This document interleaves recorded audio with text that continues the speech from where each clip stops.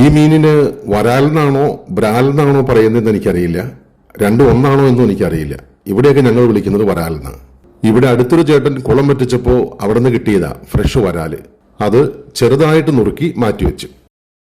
ഇനി ഒരു ചട്ടിയിൽ എണ്ണ ചൂടായി കഴിയുമ്പോൾ അതിലേക്ക് കടുകും ഉലുവയും പൊട്ടിച്ചെടുക്കാം. അതിനുശേഷം കുറച്ച് ഇഞ്ചിയും വെളുത്തുള്ളിയും പച്ചമുളകും ചെറിയ ഉള്ളിയും ചേർത്ത് നന്നായിട്ടൊന്ന് വാട്ടിയെടുക്കാം.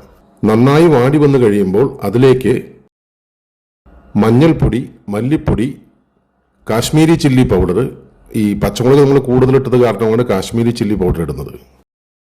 ഇനി നന്നായിട്ട് ഇളക്കി ആ പൊടിയുടെ പച്ചമണമെല്ലാം ഒന്ന് മാറിക്കഴിയുമ്പോൾ അതിലേക്ക് കുറച്ച് ഉപ്പും പുളി പിഴിഞ്ഞ വെള്ളവും പുളിയോടുകൂടി അതിലേക്ക് ചേർത്ത് കൊടുക്കാം. ഇനി അതിലേക്ക് കുറച്ച് ചൂടുവെള്ളം കൂടി ഒഴിച്ച് ഒന്ന് തിളപ്പിക്കുവാനായിട്ട് വെക്കാം. തിള വന്നു കഴിയുമ്പോൾ മീൻ കഷ്ണങ്ങൾ അതിലേക്ക് ഇട്ട് കൊടുക്കാം.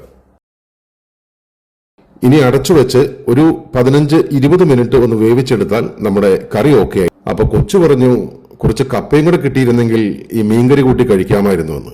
കപ്പ തൊലി കളഞ്ഞ് ചെറുതായിട്ട് നുറുക്കി കുക്കറിൽ വെള്ളത്തിലേക്ക് ഇട്ടു. കുറച്ച് ഉപ്പും മഞ്ഞൾപ്പൊടിയും കറിവേപ്പിലയും കൂട്ടിന് വിട്ടു. നന്നായിട്ടൊന്ന് ഇളക്കി അടച്ചു വെച്ച് കപ്പ വേവിച്ചെടുക്കാം.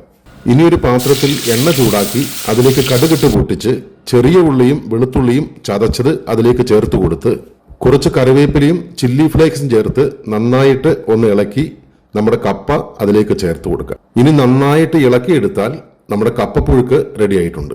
ഇനി ഒരു പ്ലേറ്റിലേക്ക് കപ്പയും അതിൻ്റെ പുറത്തേക്ക് കുറച്ച് മീൻകറിയും ഒഴിച്ച് അത് രണ്ടും കൂടെ ഒന്ന് കൂട്ടിക്കുഴച്ച് ഒരു കഷ്ണം മീനും കുറച്ച് കപ്പയും കൂടി ചേർത്ത് ഒന്ന് കൂട്ടിപ്പിടിച്ചത് ഇതുപോലെ കഴിച്ചാൽ വാവ്, കിടിലോൽ കിടിലം.